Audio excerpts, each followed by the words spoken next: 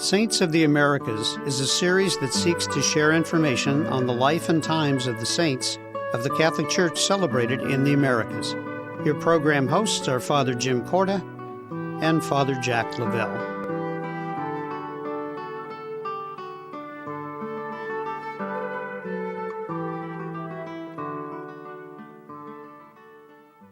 Welcome to our show. We're going to start by talking about Father Michael McGivney. And anyone that hears Father McGivney's name automatically knows that he's associated with the Knights of Columbus. So let's talk about the beginnings of Father McGivney's life and also part of his family and what brings him to create this Society of the Knights of Columbus. Well, like many of the Irish who came to the United States at the time that his parents did, they did so because of the Great Potato Famine in the 1840s. And so they're married in Ireland, but they're married here in the United States after they both immigrate from Ireland, and they start a very large family. He is the eldest of 13 children. But we know that as he's growing, he is a bright child, but in those 13 children, 6 of them die. So we know that it's a family that knows a great deal of tragedy, a great sense of sorrow and sadness. One of the things that was a reality, as I said, he was very bright, was that he then was able to skip a few grades in school. Now, that also would have been very important because as you move forward, there needs to be that opportunity to help out in the family. And so you can only imagine the parents might look at him and think, here might be the great hope of our family, that he might be able to do something to help provide for everyone else. We know that he finishes school when he's only 13, but at that time he expresses a desire to become a priest. One of the byproducts of a large family, but also a devout family, was that his intellect and his curiosity and his faith all came together to have him desire priesthood. And we know that eventually his father relented and allowed him to go to study to become a priest. So at the age of 16, he enters college in Quebec, Canada, and then seminary in Niagara University, and then eventually in Montreal.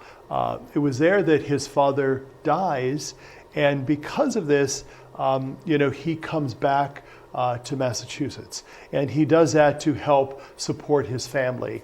And so this change, this kind of disruption in his life, really was kind of the germination and the thought process for him to not only begin this Knights of Columbus Society, but to do so for a particular purpose. And what would have been the reason and the purpose for that? Well, while many people might not think of this right away with the Knights of Columbus, one of the primary purposes for its establishment was the insurance that is provided. And so it was coming together to create this insurance policy, especially for those who were in dire need. And we see from his own family life, with the loss of a father, you lost the breadwinner. Right. And so you're left with all of these children, you're left with a mother who cannot work. As you said, it meant that he as a young adult had to put his life and hopes on hold to come back and help. So he sees in this fraternity also the opportunity of providing this collective insurance that no one would suffer if this would be what would happen in their family, that there would be funds provided to help take care of a family after the loss specifically of a father, of the breadwinner for each family. And we know that the bishop at the time, Bishop McFarland, saw several men as potential candidates for priesthood and invited Michael to go back to the seminary. We see that he is given financial help, a full scholarship, so he ends up at St. Mary's Seminary in Baltimore, where he finishes his studies and eventually is ordained at the Cathedral there of the Assumption in 1877.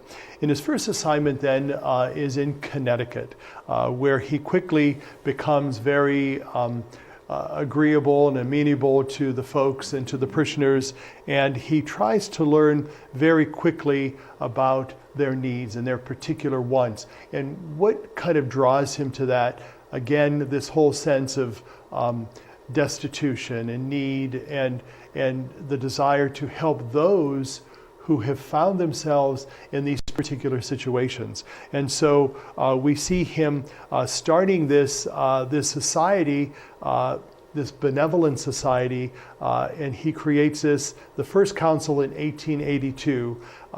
And how does it start? It begins small, but then eventually it kind of gets a little better, but then it wanes a little bit, and then it grows. So let's talk a little bit about that progression. Well, we know that as it was first being formulated, there's all kinds of discussions. It's very hard to just say, let's start something. An idea sounds great, and its purpose and its hopes, but then it has to be lived out. And so we know that there were great concerns about, what would be the minimum age, the maximum age for these insurance policies? What would be the initiation fee? How would the funds be dispersed? So, from this very promising idea comes all of the realities that have to be dealt with. And then, as you said, it kind of has a slow start. But then initially other parishes start to join and start to become part of it. But then we see, as you said, it kind of wanes and grows. And at this time, he's really trying to do his best to hold this all together. He really sees that it's a great opportunity. And so while looking at a statement of its purpose and structure and all that, he develops this idea where there will be a supreme knight and a supreme council, and that there will be this committee and chaplain. So he really does develop the whole structure that will oversee it and allow it to move beyond one person's personality or drive or interest. And I think he does get kind of a shot in the arm from Pope Leo XIII, who basically writes an encyclical condemning Freemasonry. And so there's these secret societies that the church is encouraging Catholics to be wary of. And so this creation of a benevolent society, which really has high ideals and Catholic values, is really supported through papal encyclicals. And so we see basically by the end of 1885 that the councils grew to 31, and then about 4 years later it grows to another 20 councils. And so eventually through the hard work and tenacity of Father McGivney, and also in light of the whole sense of the hardship of parish priests at the time working very hard, Father ends up getting pneumonia, and he also, it evolves into tuberculosis, and he succumbs to death. And also this society which he started really finds its burgeoning. And so today there's 1.7 million that are part of the Knights of Columbus. And so what started out as a very small seed, like a mustard seed, has grown into this wonderful large society that benefits so many people. Stay with us. We'll be back in a moment.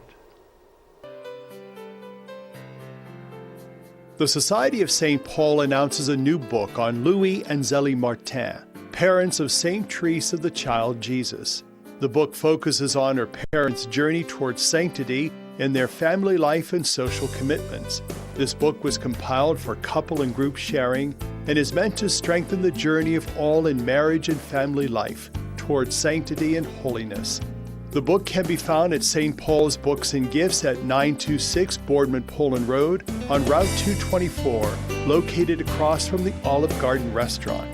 The store is open Monday through Saturday from 11 a.m. to 6 p.m. or call 330-953-2443 or email at stpaulsbookstore@gmail.com and learn more about these witnesses of our time. I am Marino. Yo soy Marino. Marino, an American Catholic organization of priests and brothers, has been reaching out to those in need for nearly 100 years in 26 countries throughout the world. Missioners, workers, volunteers, supporters, we are all Marino. I'm Father Mike, and I am Marino. I am Marino. I am Marino. I am Marino. I am Marino. I am Marino. I am Marino. Welcome back to our show. We're going to talk now about James Walsh and Thomas Price. And we'll see as we discuss these two holy men who are on hopefully the road to sainthood, that we find out that their lives crossed at one point and then again later on, and then they create this wonderful community called the Maryknolls. Tell us first about Father Walsh. Well, as we look at Father Walsh and his early ministry as a priest, to jump ahead a little bit, it's at a time when in the church in the United States, we are still considered mission territory. Now, here we are in the 21st century, and many of our viewers would think of us going out to other parts of the world. But in the late 1800s, early 1900s, we are still very much mission territory. We're receiving large numbers of priests for one reason or another. We get a large influx of Irish priests, perhaps fleeing the famine.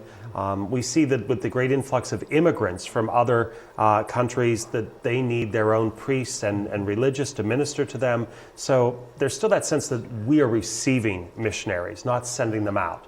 That is something that the young Father Walsh will think needs to change. We know his own experience is growing up in a home of immigrant parents. While he was born in Boston, his parents both came from County Cork. They were married and started a family here in the United States in Boston. We know that James is very bright. He studies both at Boston College and at Harvard University before entering the seminary.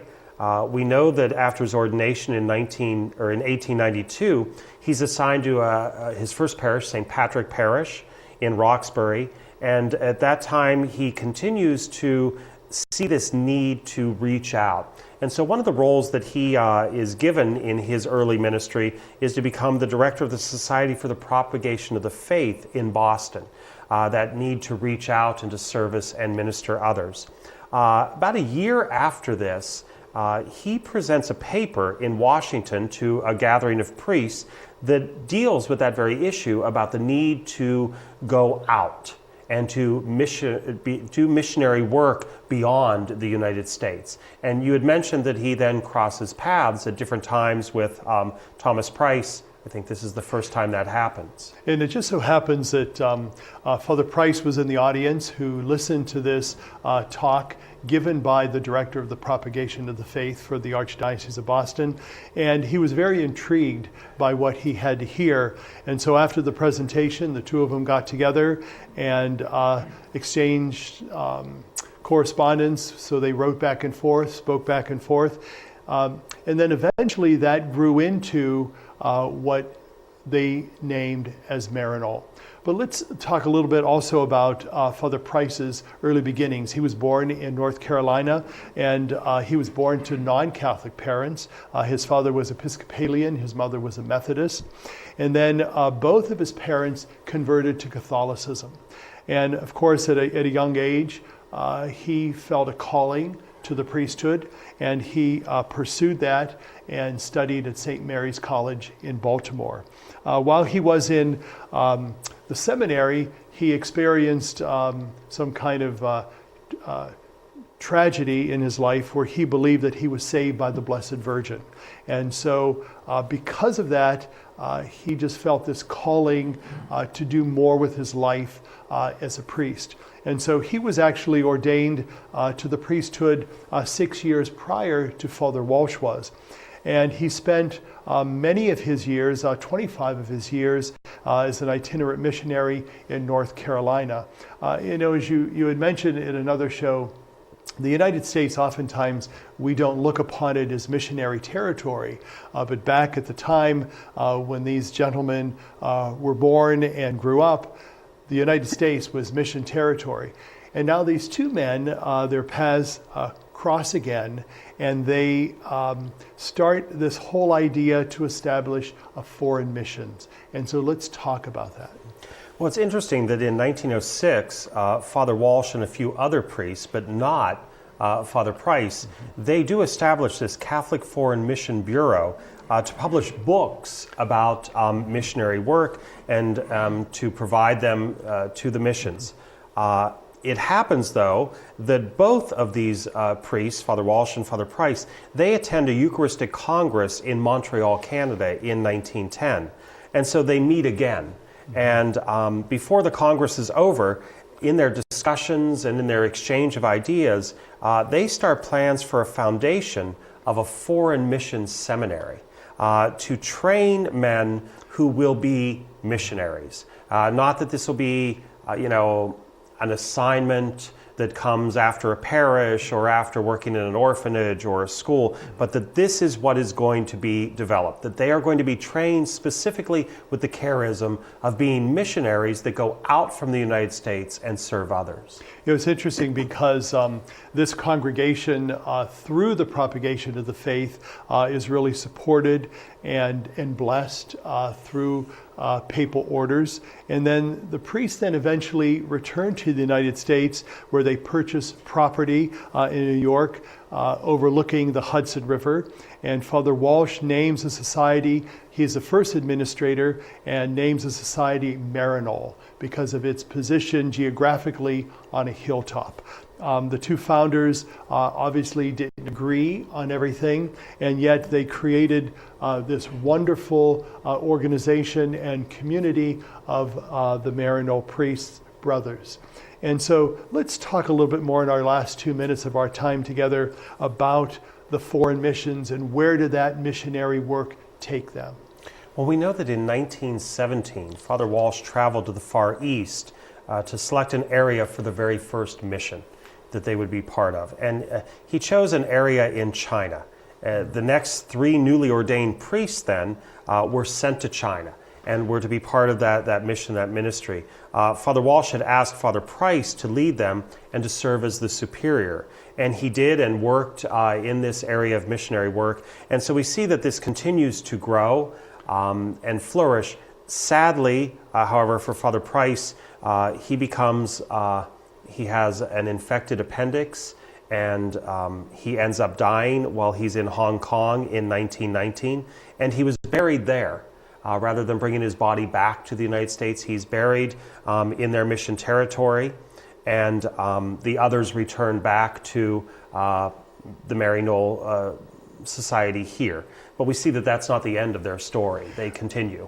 And it's interesting because in closing, we like to mention that Father Walsh eventually becomes Bishop Walsh. He is ordained, and he, after his ordination, he becomes extremely fatigued and tired, and finally succumbs to death.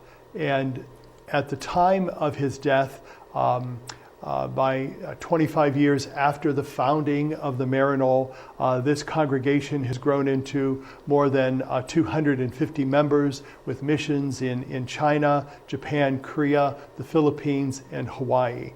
And then the 2 founders are eventually buried side by side in Maryknoll. And so we see the beauty and the wonder of this missionary congregation continue to be spread across the entire world. And as we continue this series, we certainly encourage the folks that are with us to learn more about the saints, learn more about Father Walsh and Father Price and the Maryknoll congregation. Stay with us. We'll be back in a moment. Whether it's passing on medicine, a blanket, or something as simple as a glass of water, that's how compassion works. And that's how Maryknoll works, hand to hand to hand. For nearly 100 years, Maryknoll's been passing on your help to the priests and brothers working in 26 countries around the world. Maryknoll, an American Catholic organization, dedicates 86 cents of every dollar donated to their programs, serving the world's poor and powerless. And that's how it works. Compassion flows from your hand to the hand of someone in need. Hand to hand to hand. That's Maryknoll. That's Maryknoll. That's Maryknoll. That's Maryknoll. That's Maryknoll. That's Maryknoll. That's Maryknoll. That's Maryknoll. That's Maryknoll. That's Maryknoll. There is a place where a total stranger will give you their blood. A place where someone you never knew will save your child from drowning. Where a person who doesn't look like you, talk like you, or dress like you will give you shelter after a flood.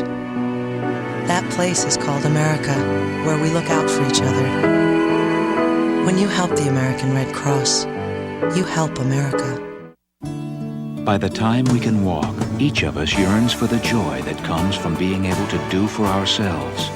Church World Service believes that being self-reliant is a joy everyone should share.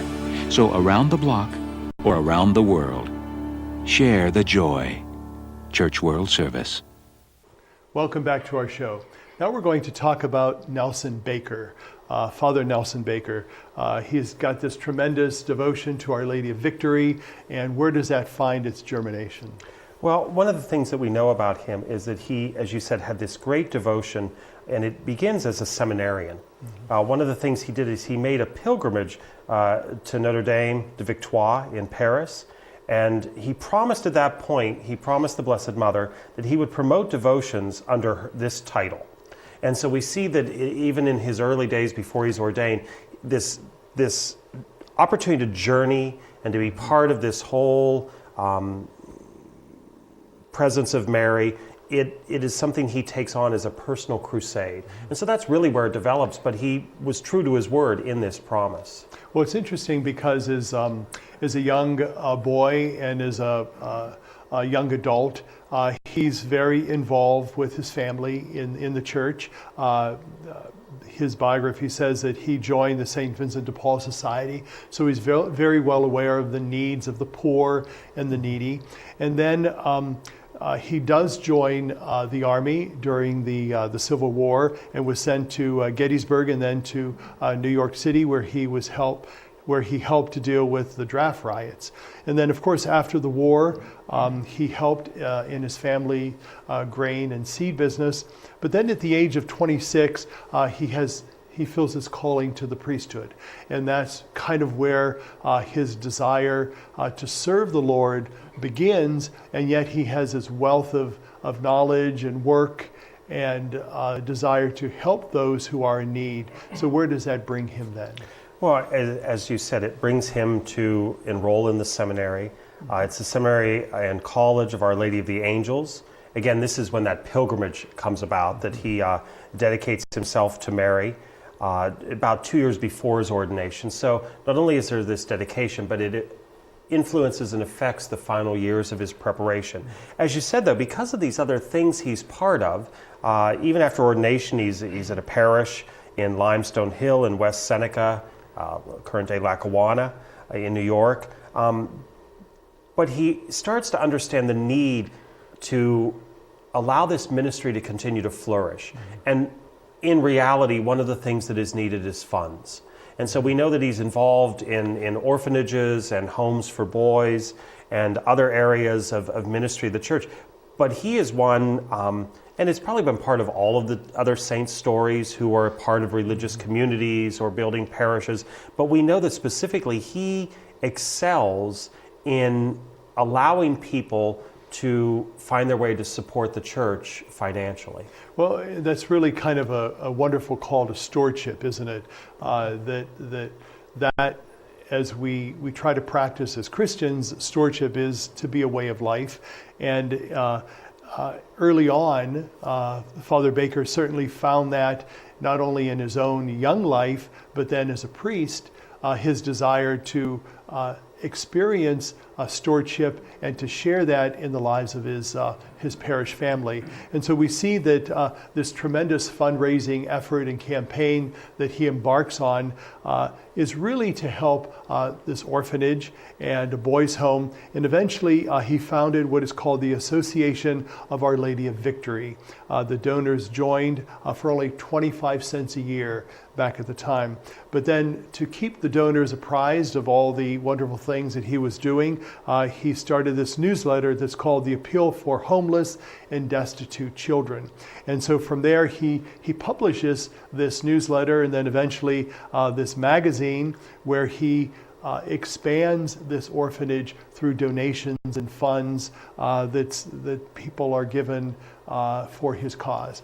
And then eventually we do see him having this desire to build even greater things, but not having the wherewithal to do it.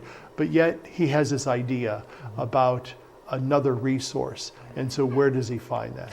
Interestingly enough, one of the things that he hears is that there have been large deposits of natural gas discovered near where he's located, along the Niagara River in Canada. And so he wonders if perhaps the church's property might also contain one of these areas of natural gas. And so he's somehow able to convince the bishop, we're told, that this is something they need to look into. They contract with a drilling crew, they arrive, they bury a small statue of Our Lady of Victory in front of where all of this work is going to happen, kind of reminiscent of people burying statues of St. Joseph hoping to sell their house. We know that they dig as close to the statue as possible without touching it. The drilling goes on for months and nothing happens.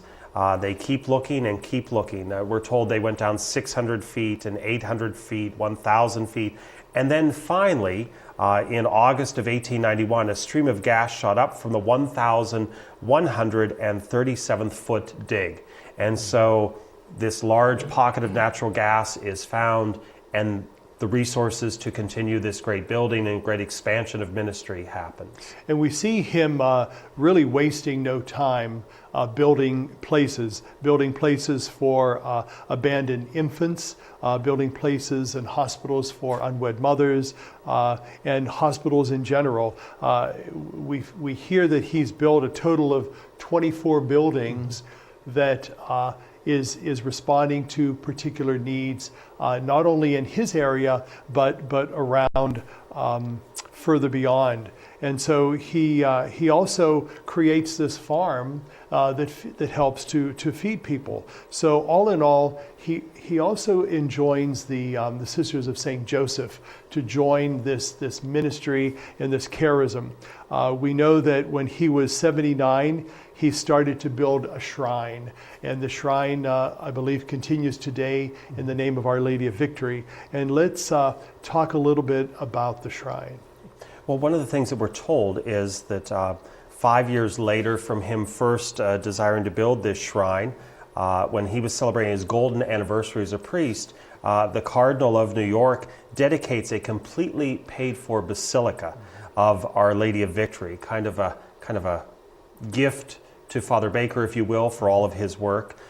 We know that shrine, as you said, continues. Father Baker, however, dies in 1936 at the age of 94, and we're told that 500,000 people came to view his casket and to participate in his funeral, recognizing the great gift that he had given the church, and through him continued to dedicate themselves to Our Lady of Victory.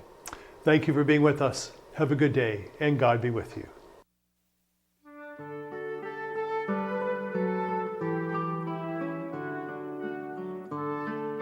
Saints of the Americas was a production of CTNY, the Catholic Television Network of Youngstown. Your program hosts were Father Jim Corda and Father Jack Lavelle.